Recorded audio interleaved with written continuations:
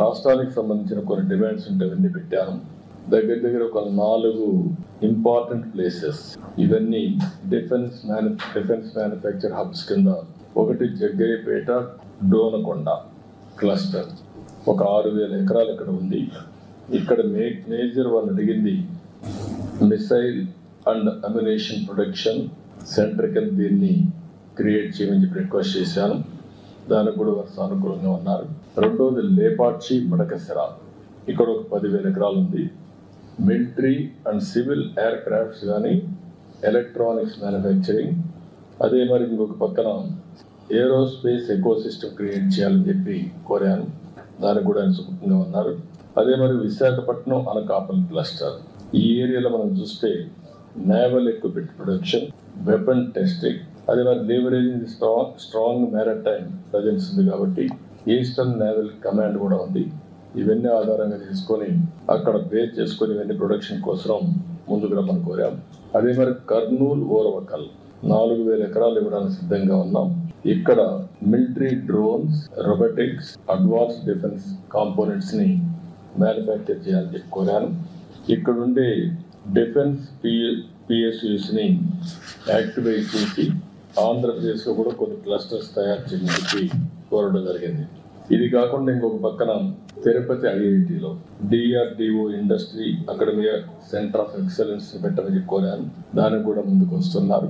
ఇంకొక పక్కన common storage policy for ammunition, అదే మరిగా లైసెన్స్ అథారిటీస్ కావాల్సిన స్టోరేజ్ కానీ టెస్టింగ్ కానీ ఇవన్నీ కామన్ ఇన్ఫ్రాస్ట్రక్చర్ క్రియేట్ చేయమన్నాం.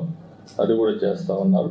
ఇంకొక పక్కన పెద్ద ఎత్తున ఏరోస్పేస్ మ్యానుఫ్యాక్చరింగ్ అండ్ ఎంఆర్ఓ కూడా క్రియేట్ చేయమని చెప్పి రిక్వెస్ట్ చేశాం.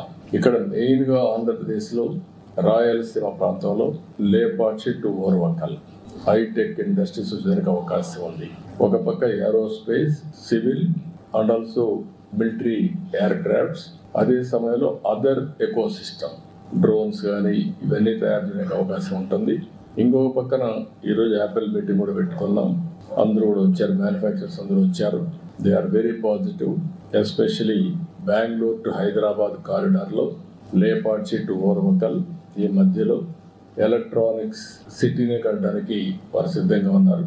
వాళ్ళందరితో మాట్లాడాం. వాళ్ళు తొందరలో నాకు 3 నెలల్లో పని ప్రారంభిస్తామని హామీ ఇచ్చారు.